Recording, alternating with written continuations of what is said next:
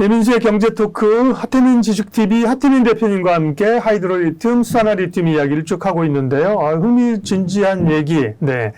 그러니까 고순도 수산화리튬 양산에 이어서 또 이제 그러면 2차 전지, 또 리튬 시장은 어떻게 되는 거냐, 여러 궁금증들이 있고 앞으로 벌어질 일들에 대해서 궁금한 게 많은데요. 추가적인 이야기를 이어가도록 하겠습니다. 수산화리튬 또 핵심에 서 있는 하이드로리튬 얘기를 예언자적으로 말씀하셨던 하태민 대표님과 얘기하고 있는데요. 말씀을 이어가도록 하겠습니다.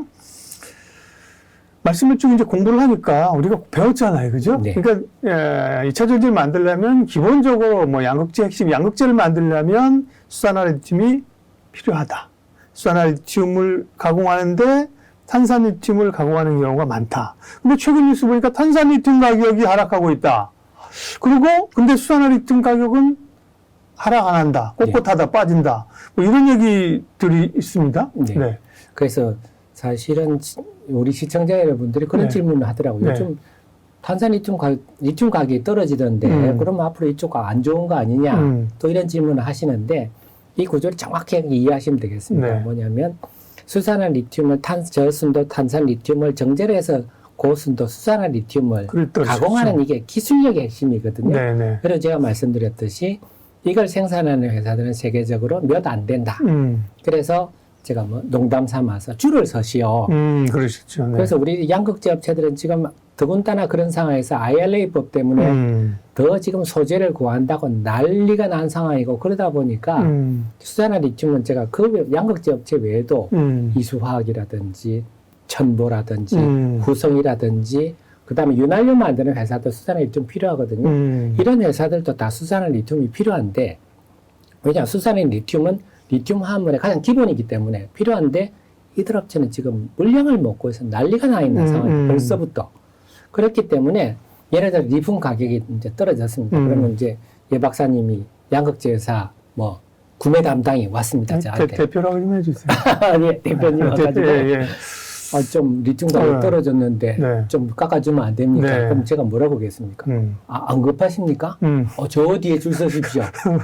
급한 사람들부터 그게 독과점적 위치 아니겠습니까? 네. 그러니까 리튬 가격이 떨어지든 말든 이 중간에 마진 부분이고 이 마진을 형성하는 게 기술력을 바탕한 독점적 위치이기 때문에 가격 결정권이 있다는 그렇죠. 거죠. 경제학에서 배우는 우리가 프라이스 테이커냐 프라이스 메이커냐 프라이스 메이커라는 거죠. 맞습니다. 예. 독점적 기로에 누리는 위치이기 때문에 네. 설사 리튬 가격이 떨어진다고 이게 훼손되는 부분은 매우 적을 거다. 그러면 탄산리튬 가격이 떨어지면 더 좋은 거 아니에요? 원료인 탄산리튬 가격은 떨어지고 자기는 수산화리튬 가격은 제값을 받을 수 있으면 더 좋은 거 아니에요? 그리고 특히 저순도 네. 불량 탄산 리튬으로 해서 하는 기술, 결국 말이 기술의 핵심이기 때문에 예. 오히려 더 유리한 측면도 있어서 리튬 가격이 어때서 이 회사의 앞으로 뭐 수익성이 어떻다 이거는 논리적으로 좀 타당성이 떨어진다. 네. 이렇게 봐야 되겠습니다. 자, 그러면 이제 하이드로리튬이 앞으로 갈 길에 대해서 이미 이제 지난 시간에는 다들 불투명하다는 거를 될 것 같다고 추론을 통해서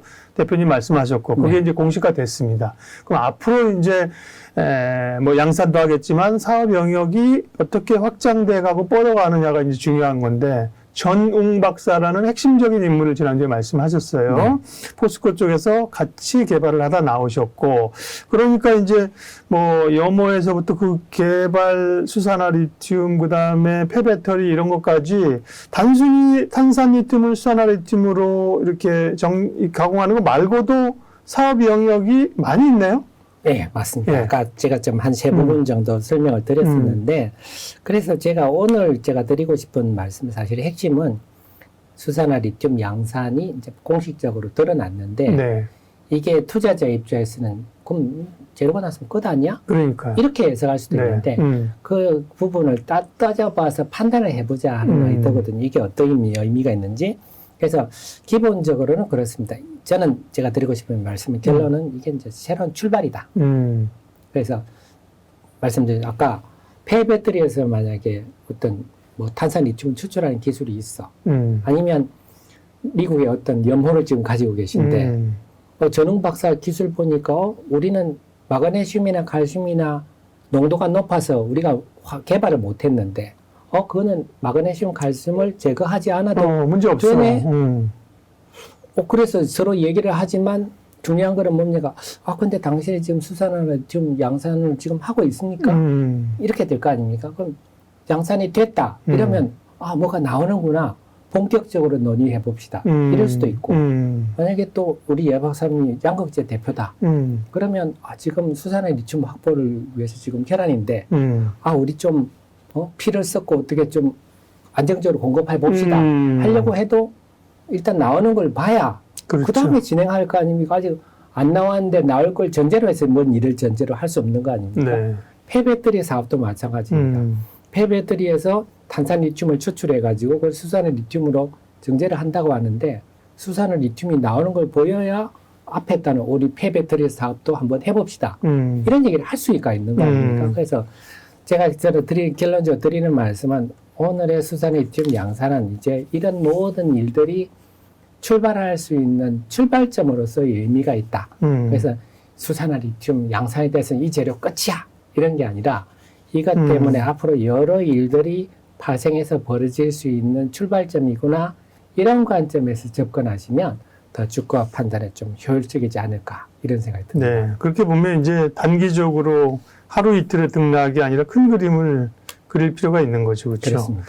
그 아르헨티나가 마침 월드컵에서 우승했잖아요. 맞습니다. 그러니까 또 때마침 그 기사가 뭐 경제지랑 지금 기사가 한참 났대요. 네. 메시의 나라 아르헨티나에서 그 포스코 홀딩스가 그 뭐 옴브레 무에르토 여모 그러면서 거기에 그림에 이렇게 이 트럭이나 이런 데가 기반시설 닦고 있고 말씀하신 염정 같은 거 이런 거 그런 거 사진에 다 보여주더라고요. 그 기사가 딱 있어서 그래서 이게 좀 겹쳐서 이런 게 나온다 이렇게 생각했는데요. 그러면 이 전능 박사라는 이분이 굉장히 그 키맨입니다. 그러죠? 이분이 네. 기술력을 가지고 있고 아르헨티나 염호에서 개발하던 방식도 개발했고 그 이외에 다른 방식들도 있기 때문에 네. 그러면 뭐 다양한 지금 경제성이 떨어진다든지 이런 또 염호를 개발하거나 네. 뭐 연결하거나 합종 연행돼서 나올 뉴스가 꽤 많이 있겠는데. 그것도 아주 좀 중요한 부분을 네. 지적하셨는데 제가 들은 말씀 좀 전에 여러 일들이 발생할 네, 네. 수 있다 이런 말씀을 드렸는데 지금 저도 봤습니다. 뭐 메시의 나라 뭐 그쵸, 이러면서 보셨죠? 네. 그래서 지금 포스코 홀딩스가 여러 기자분을 네, 모시고 네. 크게 한번 이번에 네. 알렸는데 잘 돼야죠. 잘 돼야 되고 네. 지난 시간에 또 설명하셨듯이 포스코라는 회사가 2010년부터 염호에서 리튬을 추출해보자고 한 것도 사실 대단한 성견지명이 있는 참 대단한 일이다. 왜냐면 우리나라 중국은 이런 기초학이 의외로 우리보다 발달되어 있습니다. 예. 왜냐면 자기들은 정제를 했기 때문에 정제를 하고 LFP 배터리에서 탄산 리튬을 추출하고 이런 것들이 우리나라보다 훨씬 앞서 있어요. 당연할 수밖에 없겠지만 그런 우리 척박한 환경에서 포스코가 그렇게 일을 했다 하는 건 당연하고 포스코 입장에서 그럴 것입니다. 사실 포스코하고 전웅 박사하고 기술 유출 혐의로 형사 고소도 하고 1심에서 무죄도 나고 이래서로 사이가 지금 좋지는 않지만 이제는 이렇게 전웅 박사가 나와서 이런 수산을 지금 양산을 한 마당이면 제가 볼 때는 앞으로 여러 일들이 발생될 수 있다고 좀 전에 말씀드렸지만 예 박사님 예상대로 서로 협업하는 구조도 충분히 가능하다. 왜냐하면 이건 국가적 산업이잖아요. 그렇죠. 예. 그럼 개별 개인 간의 문제가 아니라 우리가 2차 전지 산업의 어떤 핵심 소재에 관한 부분이라서 저는 충분히 그런 부분도 있을 수 있지 않겠느냐. 그리고 여기서 제가 좀 드리고 싶은 말씀은 그 기자들의 기사를 제가 보면서 예. 역시 우리 기자분들도 뭐 물론 이게 굉장히 어려운 부분이니까 기자들 보면 그 이번에 오늘 대서특필 기자들 보면 염호에서 갑자기 수산화 리튬이 생산되는 것처럼 이렇게 하셨더라고요. 그럴 수밖에 없죠. 네. 네. 그 로직을 잘 이해 못하는데. 네, 그래서 지금 포스의 LX 기술이란 걸 다시 한번 제가 간단히 정리드리면 네, 그러니까 포스코 홀딩스에 거기도 전웅 박사가 했지만 포스 LX 기술과 네. 그 다음에 이제 또 지금 CULX 네, 기술. CULX 기술하고 그거 다시 한번 얘기해 주세요. 포스 LX 기술의 특허 대부분도 대표 발명가가 전웅 박사입니다. 그러니까, 네. 그 소유권은 물론 포스코가 네, 가지고 있지만 그래서 지난번에 그 리튬이라는 것은 마그마에서 나온다 그랬고 화산 활동이 활발한 곳에는 리튬이 많다 말씀드렸고요. 그 옆에 있는 지하에 리튬이 녹은 물이 있다가 그게 이제 우리가 말하는 리튬 염수를 뽑아올려가지고 아까 보신 염전 같은 게 있지 않습니까? 그래서 폴스 LX 기술은 그걸 18개월 동안 말리지 않고 4개월 동안 0.15% 농도의 리튬을 0.4%의 농도로까지 하고 그걸 탱크로리에 막 싣고 옵니다. 싣고 와가지고 화학 공장에 와가지고 거기다 인을 넣어서 인산 리튬 형태로 리튬을 추출하는 거예요. 그럼 그걸로 끝나느냐? 그게 아닙니다. 인산 리튬을 또 탄산 리튬으로 변환시켜야 되거든요. 이것도 만만치 않은 일입니다. 왜냐하면 인산 리튬이 굉장히 안정된 물질이기 때문에 이걸 탄산 리튬 변환하는 것도 상당한 기술력이 필요하고요. 탄산 리튬은 그래 이제 국내 광양에 들고 와서 광양에서 이제 수산을 리튬으로 하겠다.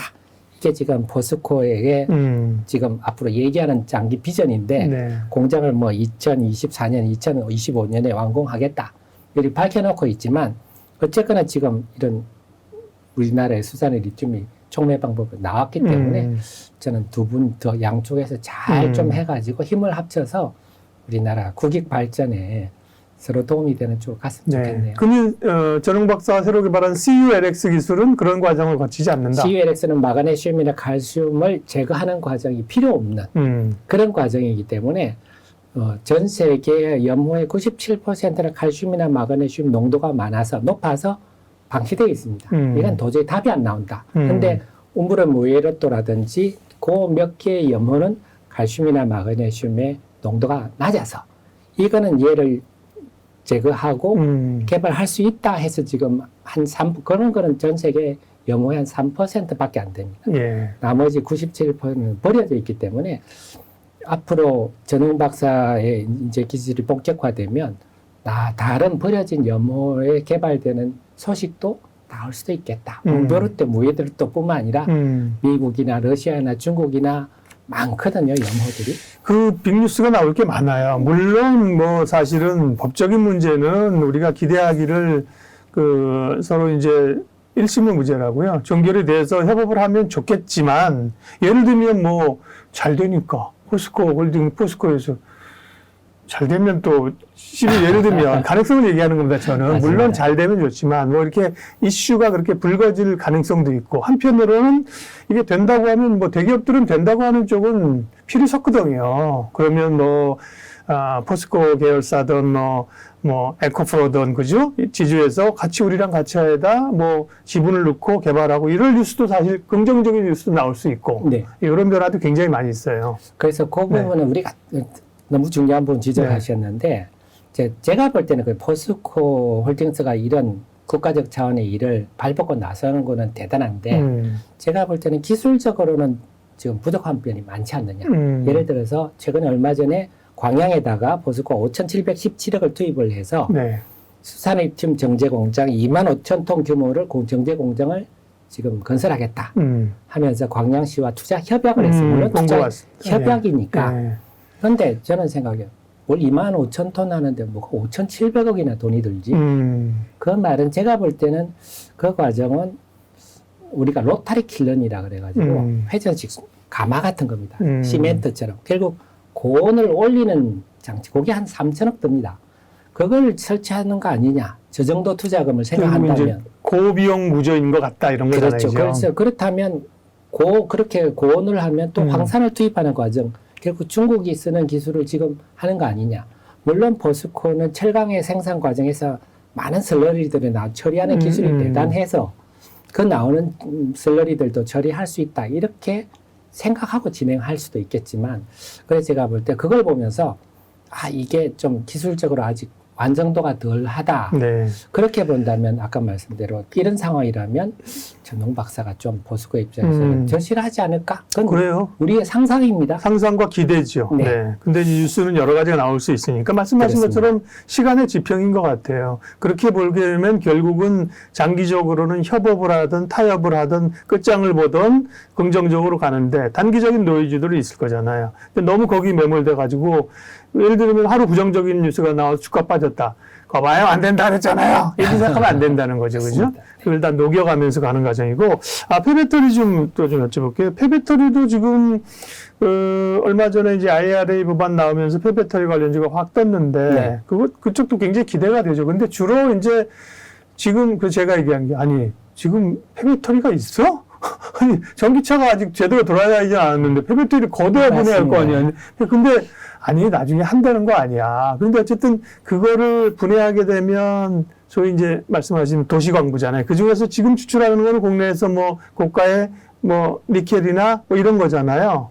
근데 지금 말씀하신 거는 수산화 리튬을 폐배터리에서 그러면 추출한다는 거죠? 네, 그 부분을 제가 드리는 이유가 네. 뭐냐면 아까 이제 하이드로 리튬이 수산화 리튬 양산에 성공했을 때 앞으로 어떤 일이 벌어질 수 있을까 하면서 몇 가지 말씀드렸는데 이게 폐배터리 분야에도 어떤 영향을 미칠까 이런 말씀을 드리면서 폐배터리 전반도 제가 좀 설명을 드리고자 하는데 우리가 지적하신 대로 폐배터리는 지금 뭐 전기차 이제 보급인데 어느 세월에 폐배터리 나오냐 이런 얘기들도 많고 하니까 제가 드립니다. 우선은 말씀하셨듯이 지금 폐배터리는 비싼 코발트 그러니까. 비싸잖아요. 니켈 이런 것 정도 하고 나머지는 다 이렇게 버린다. 아니, 그 제대로 처리 못하는 거예요. 회수율도 30% 정도. 우리가 이 부분은 중국보다 전 뒤진다 보고 말씀드려요. 중국은 이미 수산화 리튬 정제, 탄산 리튬 정제 등의 기초과학이 있거든요. 그리고 중국만 해도 깔린 차가 많죠. 맞습니다. 그래서 그들은 기초과학을 우리보다 훨씬 강하기 때문에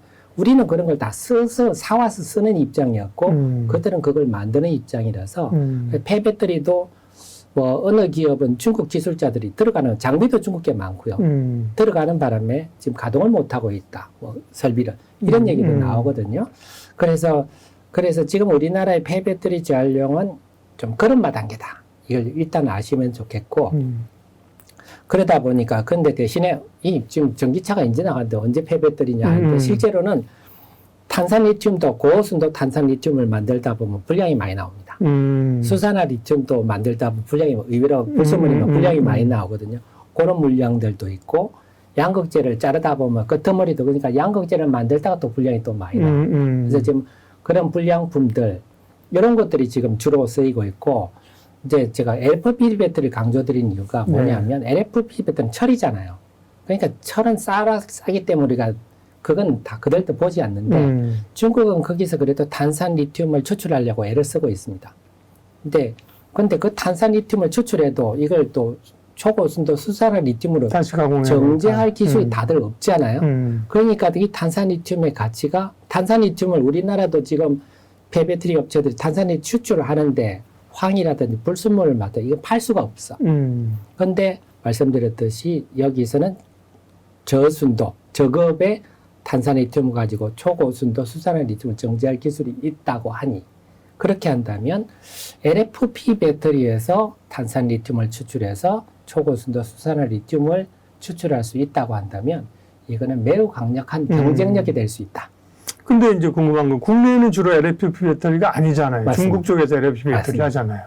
그러니까 중국에도 그 LFP 배터리가 거의 땅바닥에 파묻고 있고 이렇거든요. 네, 그렇겠죠. 중국 더 하겠죠. 그러니까 그거를 싸게 들여와서 우리가 도시강사이죠. 거기서 만약에 탄산 리튬에 수산화 리튬을 추출할 수 있다면 이것도 또한 굉장한 폐배터리 부분의 경쟁력이 될 수 있다. 이거는 기술적 상상입니다. 그런 게 충분히 가능하지 않겠느냐. 그렇게 된다면 우리나라 폐배터리 사업의 경쟁력도 훨씬 높아질 수 있는 부분도 있기 때문에 이런 부분도 앞으로 어떻게 전개될지 우리가 좀 지켜볼 필요는 있겠습니다. 정리 좀 하겠습니다. 하태민 대표님은 정말 깊게 파고드는 분이에요. 하나 물면 이제 안 놓고 아직도 그거 하고 계세요. 이런 식으로 우리가 하나 잡고 이제 물고 가는 그러니까 이제 소위 텐베가 종목들이 나오는 거죠. 정리를 하면요. 그러면서 하이드로 리튬 얘기를 해주셨고 바로 이제 그거에 사실화되면서 주가도 급등을 하며 성과를 났지만 다만 이게 이렇게 솔직히 시청자들이나 투자자들이 그렇게 편안하진 않다. 왜냐하면 아직 성장성은 있지만 아직까지 실제는 적잖아요. 그리고 주가는 분명히 단기적으로 변동성이 있을 거거든요. 근데 투자자 입장에서는 뭐 어쨌든 투자하는 게 중요한 거니까 그러면 이 하이드로 리튬을 보는 투자자 입장에서 이 사업을 어떻게 바라볼 것이며 투자의 지평을 어떻게 볼 것이며 어떻게 공부할 것이며 마무리 좀 해주십시오. 네. 그래서 저는 우리 오늘 예 박사님의 경제노트에서 하고자 하는 얘기는 그렇습니다. 주가가 어떻다 이런 얘기를 하고 싶은 게 아니라 이제는 주식 투자를 하려면 이 정도는 좀 이제는 공부를 해야 된다. 그래서 예전에 우리 90년대, 2000년대 이럴 때는 예전 얘기를 하면 그 전기전자 4인방 이래가 영태전자, 태봉전자, 아이고, 오랜만에 생깁니다. 그 정말 옛날 기업들 그 업체들이 뭐였냐면 자동차 카스테레오 수출하는 회사였거든요. 우리가 그런 시절을 살할 때는 기업에 대해서 특별히 분석할 필요가 없습니다. 뻔한 것들이니까. 근데 이제는 산업이 고도화되고 우리나라가 정밀 제품을 만들면서 이제는 점점 공부를 하지 않으면 결국 주가를 움직이는 힘은 차트 모습이 아니고 기업의 내용이고 산업의 동향임을 이제 체감을 하고 있잖아요. 그럼 이 수산화 리튬도 마찬가지. 수산화 리튬은 특히 우리나라는 이 수산화 리튬 소재에 대한 정제 가공에 대한 산업이 거의 없었기 때문에 전문가가 없는 분야인데 이제 IRA법 때문에 이게 부각이 돼서 우리가 필요할 수밖에 없는 상황이 됐고 그렇다면 우리 주식 투자에 성공을 하려면 이렇게 뭐 움베르토 무에르토 나 나왔으면 그게 뭔지 거기서 어떻게 뭘 뽑는지 네. 아니면 테슬라의 머스크가 수산리튬 정제를 돈 찍는 면허라고 했는데 그 똑똑한 사람은 그런 얘기를 왜 했는지 좀 공부를 해서 한다면 거기에서 기회가 나올 수가 있고 그래서 그런 역할을 하는 게 또 제 역할이고 같이 네. 예 박사님 공부를 해서 이런 걸 시청자님들한테 좀 고급적인 분석 내용들을 알려드리는 뭐 우리 시청자님이 공부할 수가 없잖아요. 이걸 어떻게 공부를 합니까? 그런 게 저는 결국 드리고 싶은 말씀은 이제는 주식 투자라는 사업에 성공을 하려면 다 CEO님이시지 않습니까? 성공을 하려면 알아야 된다. 기업과 산업에 대해서 알아야 되는데 그걸 일일이 공부하기는 힘드시니까 저희 우리 예 박사님 경제 노트, 뭐 한국 증권 TV 네. 이런 걸 보시면서 이제 좀 지식을 갖춰가십시오. 힘들지만 다시 보기도 하시고 그렇게 하시면 분명히 이 주식에 대해서 확신이 드실 거고 합리적인 투자 결정을 하실 수 있지 않나 싶습니다. 네.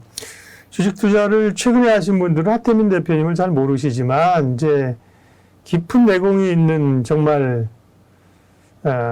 애널리스트 출신이시고 지난번에 오셨을 때 제가 너무 반가워가지고 좀 자주 좀 오세요 그랬는데 사실 자주 이렇게 막 단발적으로 얘기는 많이 안 하세요. 그런데 이 멀지 않은 시간에 이게 딱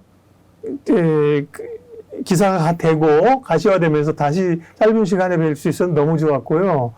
또 이런 시간이 또 이게 뭐 하이드로리튬 관련된 거든 또 어떤 새로운 이슈든 간에 저는 어쨌든 자주 뵐 수 있기를 그래야 우리 또 방송 보시는 분들 도움이 될 것 같고요. 네, 말씀 감사합니다. 하태민 주식TV 하태민 대표님 함께했습니다. 고맙습니다. 네, 감사합니다.